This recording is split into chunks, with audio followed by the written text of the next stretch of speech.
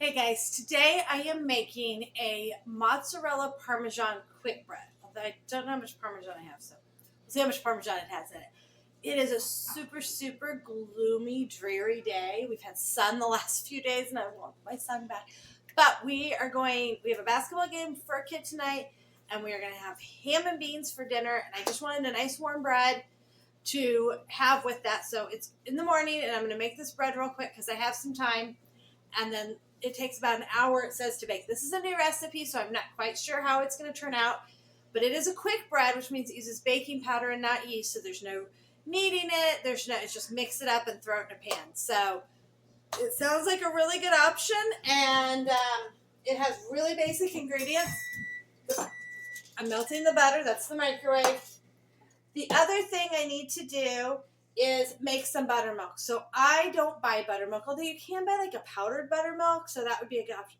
We would just end up wasting it, like we don't go through enough buttermilk. So you can use vinegar and regular milk, and it'll make like a curdled or a buttermilk. You need the, what is it called? You need the acid from the buttermilk to react with the baking soda. I was like, there better be baking soda, and there is. So there's like a chemistry behind it. My measuring cup, my extremely large jug of vinegar, which is almost full, which is good. We're going to do a science experiment this week, and I need vinegar and ammonia. Might have to go buy some more ammonia. In case you need a fun science experiment, boil red cabbage, make red cabbage juice, vinegar, and then ammonia, and they change colors. Okay. So I put some vinegar in there. I always start with this when I'm making a bread because it needs a little time to sit. I am doubling because we are a large family. We have 8 kids. We're a family of 10. And so we go through a lot of food. And if we have extra, somebody will just eat it later. Probably not tomorrow. We're having a green chili chicken in the crock pot tomorrow, so I doubt they'll want to eat. But who knows? They might eat this bread with it. Okay, so I'm going to put that there and let that sit. And then over here in my mixer, I'm going to put in 4 cups of flour. And I am just going to use white flour for this since I've never made it. A lot of times I'll do half white and half whole wheat, but since I've never made this before, I don't want to. The dog is over here seeing if I'm dropping anything. I don't want to use half whole wheat on a bread I've never made before. So, okay. Then 2 tablespoons of sugar. So I keep all of my measuring cups in this thing. Okay. It won't go back in. Okay. So I actually need 4. This is a 2 tablespoon measure, so that works well. Now I need 3 teaspoons of baking powder.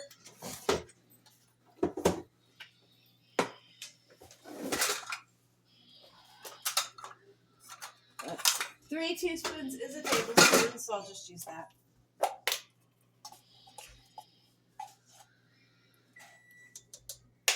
And I need half a teaspoon of baking soda, so I need a teaspoon.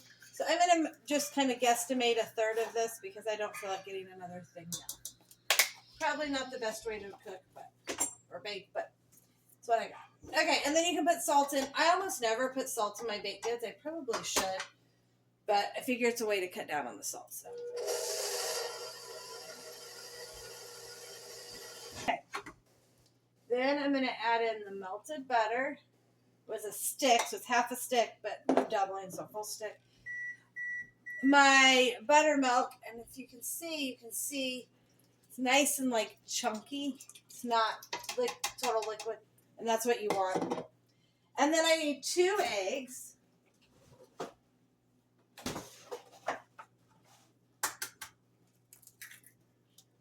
One and almost dropped that on the counter. It's like a kid doing it. Okay, I'm gonna wash my hands. Get rid of that towel. Okay. Put in, and then I like to make sure I didn't forget anything because I do have a tendency to forget. So now I'm going to mix up that stuff. Quick bread tends to be more of a batter than a dough. So this is a nice batter there. And then it says to put in 1/4 of a cup shredded Parmesan. I use, just my lovely green bottle. And I'm just going to dump in whatever's left in here because that's all I got. And then it says a cup of shredded mozzarella. So this is why I decided to make it, is I had this big bag of mozzarella.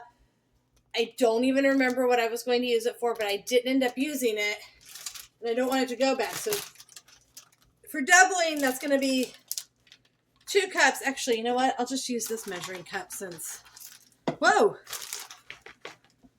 It's really not a dry measuring cup, but we'll use it anyway. Okay. And I'll dump that in.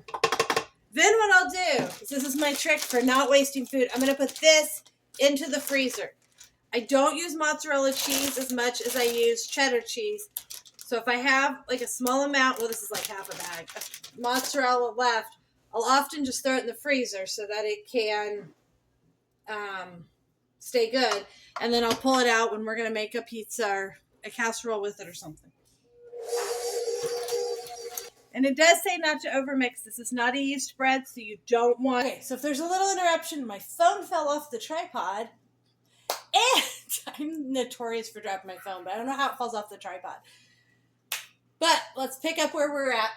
Yeast breads, you want to need, and they need lots of good time to develop that gluten and get that yeast working. Quick breads, you don't want to develop the gluten because they don't have the rise time from the yeast. So don't overmix this. Think of it like a cake or a muffin batter. I mean, it really is like a muffin, just not sweet, right? Okay, so I have my 2 pans. I really like this for doing... I'm not moving my camera again. I really like this for doing anything in like a loaf pan. It releases really, really well. Aldi had a brand of this some, but I couldn't find it, so I don't like the smell. It smells awful. But I do like how it lets things release from the pan. So you can see even it's like the old fashioned when you'd butter and flour stuff. My mom used to make us do that. Okay. I need my space. Okay. Making sure the bottom got mixed in. Sometimes stuff doesn't get mixed in at the bottom of the bowl, so you can see that. I saw one of these that was like cheddar too, and I kind of wondered if it would taste like the Cheddar Bay biscuits. I've done Cheddar Bay biscuits before. Kind of like a knockoff of Red Lobster's biscuits. Haven't been to Red Lobster in forever. But we used to go there more. Now if we go out for seafood, it's very, very rare. And if we do, we have like this fancy place we like to go. So, okay.